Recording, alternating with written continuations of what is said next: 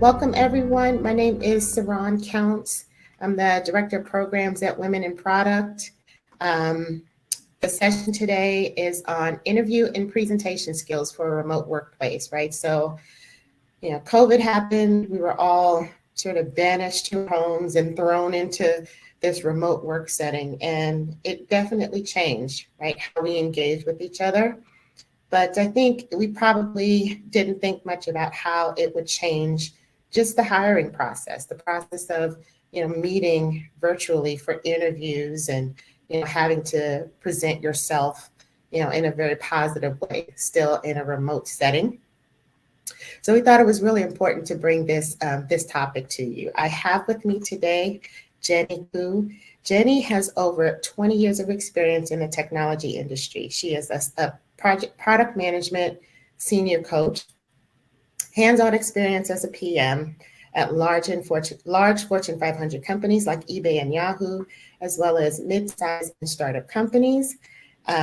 Jenny has a computer science and business degree from UC Berkeley and an MBA from Santa Clara University. Jenny transitioned into technical recruiting, product management consulting, and career coaching. Jenny was most recently named as an honoree as a top product coach for Scale Hire. Jenny and I became acquainted when she started working with our executive peer coaching circles. And I received such great feedback, Jenny, from the women that were in your circle, that you always provided them with such amazing information, that you were very supportive, that you gave them great resources. So I want to thank you for that. And I'm so happy that we were able to work together, with the coaching circles. On a more personal note, Jenny is a certified yoga instructor, highly impressive, loves snowboarding, is a mother of 2 kids and 3 guinea pigs.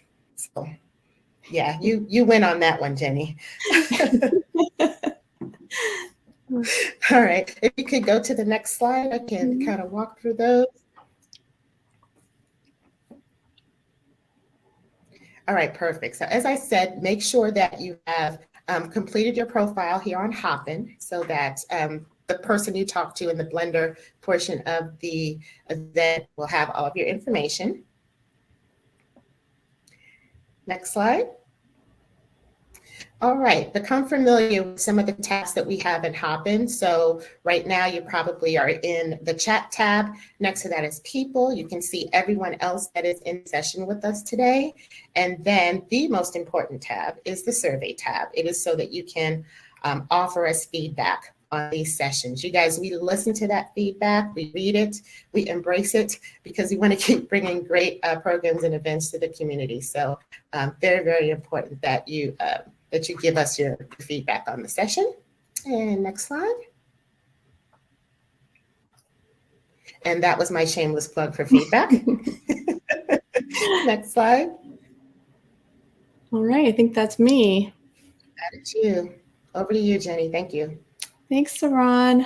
All right, well, hi, everyone. Welcome. I know there's a lot of information that I would love to share with you, so I'm going to be talking really quickly. If you have any questions, please pop them in the chat and we'll get to those later on. These are kind of the main topics I wanted to cover today: virtual communication 101, so kind of some basics that you should think about, and then interviewing tips when interviewing remotely. Specifically, I'll talk about leadership interviewing tips as well, and some red flags that I've seen as a recruiter. And then from the other side of the table as a hiring manager, what kinds of things to think about. So hopefully we can get through everything. Let's go ahead and jump in. So in terms of presenting remotely, be brave is what I've put here. Background and lighting. If you don't have a ring light, it makes a huge difference. I have a link in the resources section to a sample ring light, but I think you'll find that it really makes a big difference. I love that. Make sure that your background is decluttered. We'll kind of get into that a little bit more. And then remove all distractions. So when you're presenting or interviewing, try to close all your tabs, put your phone away, close your door, anything that's going to distract you, just like move it out of the way. Audience connection. So definitely try to connect with your audience. I'll touch on this a little bit more as well. And vary the tone and pace of your voice for emphasis. So instead of obviously speaking monotone, you want to vary the tone, vary your speed of your voice for emphasizing certain things. We'll get into that a little bit more as well. And express yourself. So let's move on to the next slide. Here are some examples of what I see when I interview people. I interview a lot of people all the time, and you'll see with the light off what it looks like on the right-hand side, some of the screenshots. Be careful with hand gestures. So kind of starting in the beginning, camera placement. So you'll want to make sure that your face is centered in the frame and that it's not too close or too far. And that you're not kind of leaning back or leaning too far in. And you'll see that that kind of gives off a little bit of a different feel depending on your posture as well. So lighting, as I mentioned, clutter in the background. So either blur your background or remove all clutter in the background. It can be distracting for your interviewer.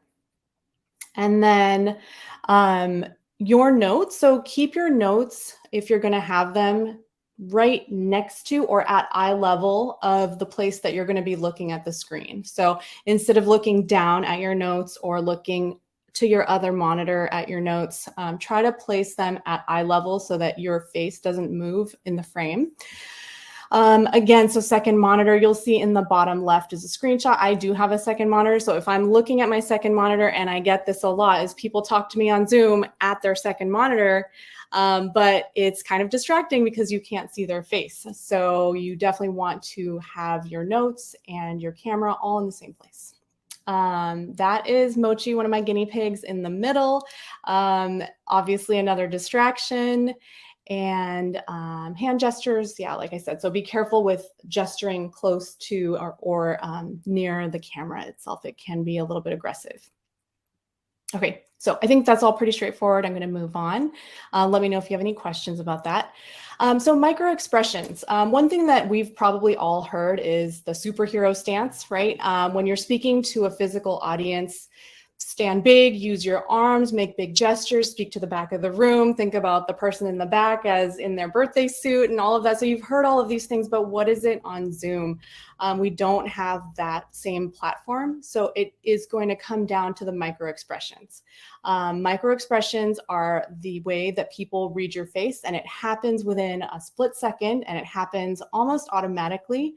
And people will read your expressions just based on a quick glance. So when it comes to speaking in an interview and speaking in a presentation, your micro expressions matter a lot. And so there's a fun little test here. You can click on it. It's also in the resources guide if you want to read more about it. But be aware of your facial expression. So I recommend that you record yourself giving a talk, giving an interview, whatever you like, and kind of check out your facial expressions. See what expressions you tend to make a lot and which ones you like and which ones you don't like. Okay, I'm going to keep moving because I do have a lot of content here. Interviewing tips. So first and foremost, we talked about how do you feel when you're starting an interview? Everybody said nervous, anxious. Box breathing is something that Navy SEALs use to master their emotions and kind of calm their nerves and anxiety. And also something we use in yoga. So box breathing, if you think about a box, is breathe in for 4 seconds, hold it for 4 seconds, breathe out for 4 seconds, and hold it for 4 seconds. And so you can look it up. I've included a link to box breathing in the appendix as well, but that's just a quick tip for you to kind of calm yourself before you get started. The next thing is knowing your audience. So if you can, usually you'll get a link to the person's bio before they interview you, look them up, research the person, research the company, figure out who you're talking to. If it's a recruiter, you might want to share different information than if it is the hiring manager, for instance. And then master your elevator pitch. So one thing that you're going to hear a lot is tell me about yourself, right? I've seen this go either 10 seconds or sometimes 20 minutes long. People will tell me about themselves. So you want to keep it between 30 and 60 seconds if possible, and we will practice this together later. Definitely no more than 3 minutes. So if you are struggling with talking about yourself, this is something you can practice with friends, you can practice with coworkers, you can practice with your pets, and you can record yourself and listen to yourself. I encourage you to keep it personal. So both professional and personal, make it interesting, make it exciting. Again, vary the tone of your voice a bit, and it should really give me a full picture about you. So we'll again practice that in a bit. Be able to clearly articulate what you're looking for next. So one thing I like to ask people in interviews is, what would you like to do next? So you've told me about yourself. You've told me a little bit about what you've done in your past and what you're good at. Well, what do you want to do next? And that's another stumbling block that I see a lot of the time, is that people are not sure. And it's okay to not be sure, but to have some idea of what you want to do, especially if you're interviewing for a particular role. You want to be able to say something in the direction of that role. Otherwise, it just seems like you're interviewing for practice. Regularly ask questions, keep those on the tip of your tongue. So practice again, practice, practice, practice. And then structure your answers with a beginning, middle, and end. So if I say, tell me about a product that you've worked on that you're proud of, for instance. Structure that from, well, this is where we started. I was given a set of customer pain points, and then a middle, and then this is how we decided to work on it, working with design, engineering, and all of my cross-functional partners. And then at the end, we launched, and these are the results, right? But pause in between each of those. So stop, and it should be more like a tennis match. So lob the ball over. Here's the beginning. Here's what we started with. And then, do you have any questions? Does that make sense? Is there anything you'd like me to elaborate on? So pause. If it feels like you're talking for more than, I don't know, a few minutes at a time, then you want to pause and ask, am I going in the right direction? Is this answering your question? Am I addressing some of the issues that you wanted me to chat about? And so definitely keep it as a tennis match, and become a great storyteller. So this is a hard thing to do, and a lot of people want to become better at storytelling. It's not a simple task. It's not something I can give you like a step-by-step instructions on, but it's something you need to practice. So there are some resources, some articles, and some videos I've placed in the resource guide as well for you to get some inspiration from. But what I like to say is, have some passions outside of work. So I'm skipping a little bit here, but if you have a passion for yoga, for instance, when I took yoga teacher training, speaking to my audience, teaching those classes helped me really be more confident in my speaking. If you love stand-up comedy, go take an improv class. If you love singing, go take a singing class. And those passions outside of work, you'll be able to bring that knowledge with you, and it'll really help you with your storytelling abilities. Another thing that I see a lot is not giving me a good sense of scale or scope. So if you tell me that you have, you built the shopping cart at eBay, great, but how many users are using it? How big was your team? Did you have 5 engineers? Did you have 50 engineers on your team? Are we talking about 10 users or 10,000 users or 10 million users? Some idea of scale and scope is definitely important when you're telling your story. And practice, like I said, so there are a few different places you can practice. I've also included in the links, Lunch Club is one of my favorite places to practice. So it's a website, I've included the link, and you can get set up with a random person and practice. So either that, or I've also included a link to some Slack channels where a lot of people are looking to practice. So that's another great place that you can practice telling your stories. And ask for feedback, obviously, when you're practicing, but even in the interview. So one of the best questions that I've been asked, at the end, when you say, do you have any questions for me? One of the best questions is, do you have any feedback for me on how I fit into this role? Do you think I'm a good fit? As a recruiter, you've talked to a lot of people. How do you think I rank? Is there anywhere you think that I should work on? Any points that were clear or not clear? And I love that. I I love giving feedback and helping people learn and do better. And so when people ask me for feedback in the interview, I think it's great. Connect with your recruiter and use your recruiter as much as you can. A lot of times people see the recruiter as just a gateway to the hiring manager. Sometimes that's the case, but more often than not, you'll be surprised how much your recruiter can help you through the process, both in terms of understanding what the team is looking for, what has worked and what hasn't worked with other candidates, and how you can uniquely position yourself, given your background, to the role. So use your recruiter as much as you can. I'm happy to answer more questions about that if you have any. And the last thing is, don't take it personally. So I've met so many amazing candidates who I love and just are not right for the role for one reason or another. So don't take it personally. It's nothing against you. It could just be not the right fit for you at the time. And so, yeah, don't take it personally. Okay, next slide is for leadership. So specifically going into leadership, I would like to hear more about strategy than execution. So be careful here about talking too much about tactical things, about metrics, of course matter, but at a higher level. Balance those I and we statements. So the one thing that I've seen here is some leaders will say I a lot. I built this product. I launched this. I came up with this idea. And you have to be careful because you want to show that you are the leader of a team that did it. And it is we built this. So maybe I prioritized these, I strategically designed this roadmap with my team and we built this product. So make sure you balance those statements. It's also important to hear about the business impact, of course, of your work and how it impacts both the mission and the product itself. Think about how much you've done outside the box. So rather than things that were given to you, direction from leadership, we want to hear more about outside the box thinking. So what have you come up with that's uniquely yours?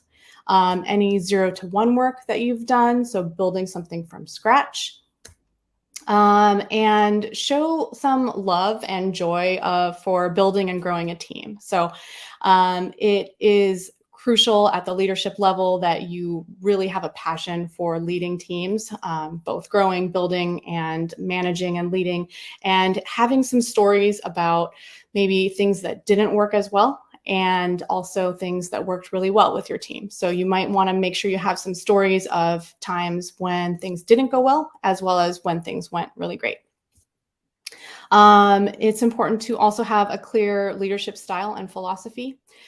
A lot of times I'll hear servant leadership and it's individualized by person, but you can really tell when someone's passionate about leading a team when they start talking about their leadership style and philosophy. So make sure that in this area, you are able to speak to how you lead teams, your track record from leading past teams, and kind of the joy that you get from leading teams and your strategy there.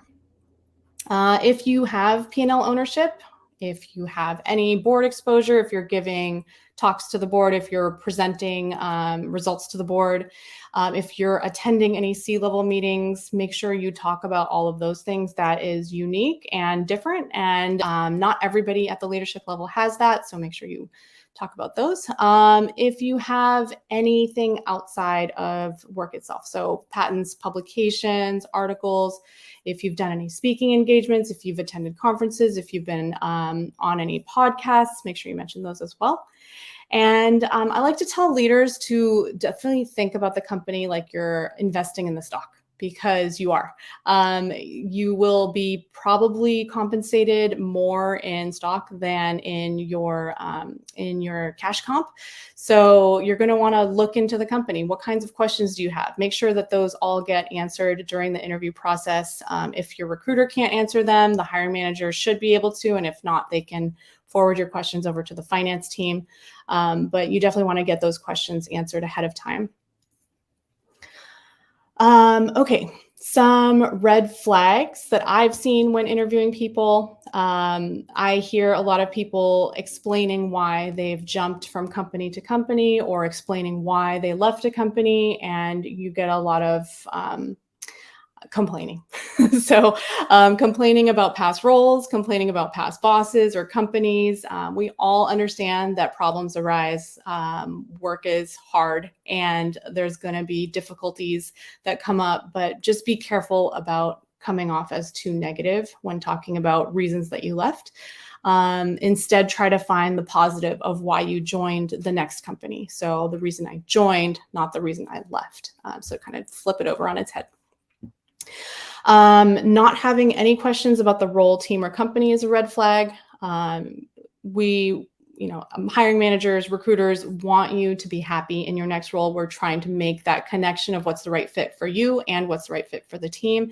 And if you don't have any questions and you're just like, I'll take anything, I'll take any job, I'll work with anybody, I'll do any work, that's going to be a red flag. We want to hear that this is going to be a great fit for you. And I know some people are worried that that might exclude them from certain roles because they're being too specific, but the more specific you are, the better, and it'll help you be connected to the right role for you anyways.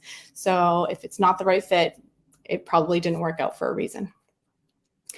Not having clear answers is another red flag. So being very generic and very general about what you've done in the past can seem like you're not sure or don't remember or weren't maybe as involved as you are saying that you are. So try to go back. I know sometimes it's been a long time since your last role or last 2 or 3 roles even. So go back to those metrics, keep them in a little spreadsheet handy or in a notepad or whatever you want to have next to your Zoom screen, and make sure that you have top of mind what exactly you did, what your team did, what kind of metrics that you were able to show, what kind of impact you've had on the company. And then a lot of times I hear people say that they're bored with the current job that they've been doing. So maybe they're in a niche role. It could be finance. It could be crypto. It could be AI. It could be like any particular niche. So they're super, super qualified, but they're so bored with it. They're like, I pretty much know everything about this industry. Yes, I know that. Yes, I know that. But they sound like they want to do something else. So be careful. It's important to sound confident and it's important to sound knowledgeable about a topic, but just be wary of sounding bored about the topic and continue to talk about things you're excited about learning about. Having a steamroller style or being overly consensus driven. So this is, again, a fine balance. You don't want to say, yeah, well, I'm going to come in and I'm going to do this and this and this, and I'm going to get rid of that, and I'm going to move this over here. And the last time I did this, I completely redid the whole team. And so be wary of the steamroller style. You're going to have to obviously come in and work with whatever's already there. But then also you don't want to be overly consensus driven. So having to ask for permission or take a vote or, like bring everybody in the same room over and over again, just to make sure everyone's on the same page. Be careful of being either of those. Let me see if I have, okay, one more. As a hiring manager. So some things to think about as a hiring manager, communicate the clear interview path to the candidates. So if you don't have one beforehand, please make one. It is so confusing and kind of frustrating for candidates to not know how many rounds to expect. It can feel like it's a never-ending process and you're not sure about them and you just need to keep vetting them over and over again if you leave them hanging. So make sure it's very clear how many rounds to expect. If possible, you can get them who they're going to be speaking to, how long those interviews will be, whether they'll be remote or in the office. And so be as clear as possible there with the path. Some candidates will never get to see the office and it's fully remote. So be wary of that. If that is the case for you as a hiring manager, make sure to give them a sense of what the culture is like, what the company's like, what the employees are like, what it's like working with each other. Every company is going to have a culture, even if it's not physically in the office. So try to have both yourself and your interview panel try to, bring that culture with you as you interview the candidates. Remember that your job is to sell the role. So as the hiring manager, you can kind of let the rest of your interview panel handle the "are you qualified" portion. And I would say focus more on selling the candidate, explaining why it's a great place to work, why you love working there, why you joined, what you really see as the direction and the vision for your product and your team and the company as a whole. And answer any questions that the candidate has. Their relationship with you as a hiring manager could potentially be starting on that day. So be wary of that and make sure that you start that relationship on the right foot. Get all of your interviewers on the same page. So you definitely don't want candidates to have to answer the same question over and over again 5 different times. So make sure that each interviewer knows what they're going to cover. It really helps get a full picture of the candidate, and it helps the candidate not feel like they're answering the same question over and over again. And then case study round. So this is a big topic. Some companies are, I would say most companies are doing case study rounds at the end. And I've seen 2 different iterations of this. So one is an on-the-spot case study, and one is a take-home case study. And then the topic is also of debate. So either the topic is about the company and the product that you're interviewing for, or it's about a completely random topic. So my recommendation here is don't make it about the company or the product. The candidate does not have the same amount of background that you do, that doesn't have the access to the same amount of data that you have, and it's just not fair for them. It also feels like you're doing free work for the company if you're having them work on your product and your service and or even your industry. So my recommendation is always to have it be completely separate, a completely different industry altogether. And what we've seen is that the take-home case studies can really be polarizing. So some candidates who have a full-time job and they're interviewing, and maybe they're a passive candidate, they might not have time to work on a case study. And so it's not really apples to apples comparison anymore with someone who has a ton of free time and is spending like 40 hours maybe on the case study round. It's completely hard to compare those 2 presentations. So I love the in-person case study round. Try to do that if you can. I'm happy to answer more questions about that later. And it's okay if there isn't 100% consensus. So in your interview panel, you might not see everybody is giving, like strong hire. That's okay. And you need to weigh that as a hiring manager. I love to chat with hiring managers about what is most important to you. Is it the marketing team's love of this person? Is it your engineering team? Is it the design team? Who's going to matter the most at the end of the day? So we can definitely chat about that too. Good luck on your case study, Nick. And the faster you give feedback, the better. So candidates can get really excited after talking to you, really excited after talking to the team, super hyped about joining. And if you leave them hanging, it kind of, it's just like not as exciting anymore. So the sooner you give feedback, either through the recruiter or yourself as a hiring manager, the more excited and more momentum you're going to have throughout the hiring process. So 24 hours if possible, 48 hours ideally. Any longer than that, it starts to feel a little bit harder. All right, I think that is it for my slides. Yep. All right. Thank you, Jenny. Man, this is pure gold. You guys that are joining this session today. So what we're about to do is go into our Blender portion. That is going to be a time where you're going to be able to connect with the other people that joined this session. Before we do that, let me just give you a few instructions. If you go to the next slide. So what will happen is on the left side of your screen, you see a handshake icon. It says people. When I am ready to send you off to your Blender, you're going to click that. You're going to be put into a queue, and then you're going to be arbitrarily matched with another woman that attended the session today. Next slide.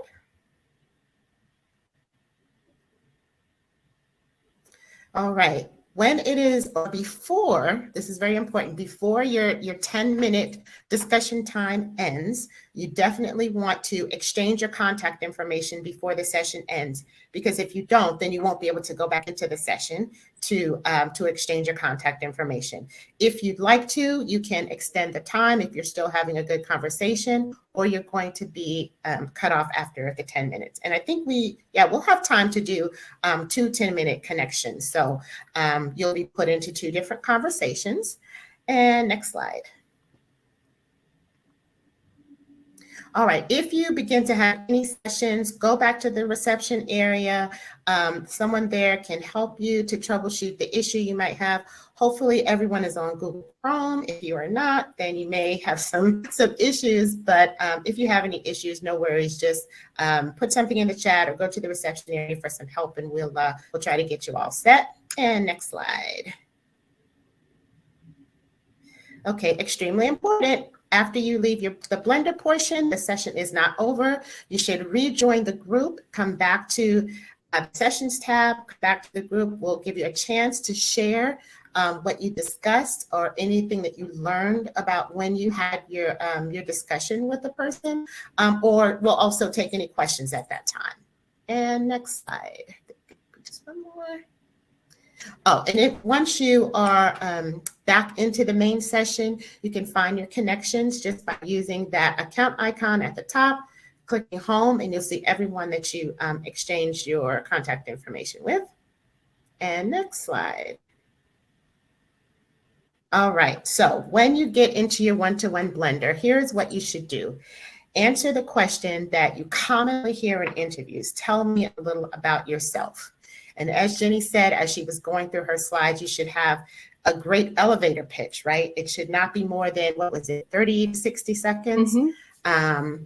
Practice not making it 20 minutes, because I too have been in a situation where this is a really hard question, right, for the interviewee to answer. So this will give you some time to practice that elevator pitch with someone else. When you come back, we'll hear about what that experience was like.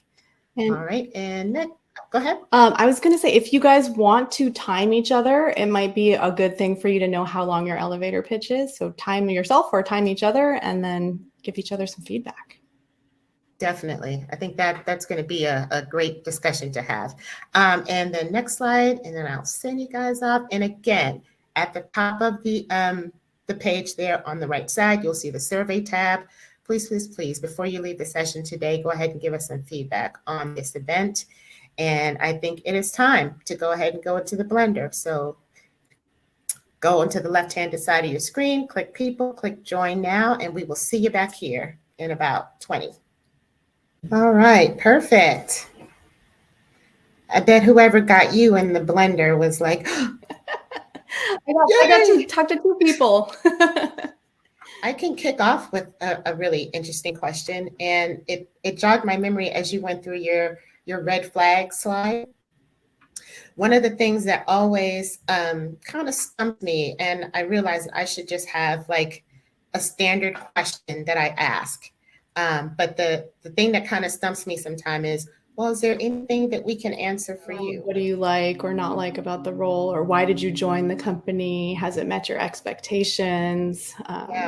How is the Zoom life working with the company now that we're over Zoom? Any of those? Yeah. Oh, that's a good one. That's a really good one, especially if you are interviewing for a hybrid role, right? Mm-hmm. Where you might be in the office sometimes and then virtual sometimes. Or what are some challenges with being online now? Absolutely. Thank you again for your time, for all the great tips. I learned some things as well.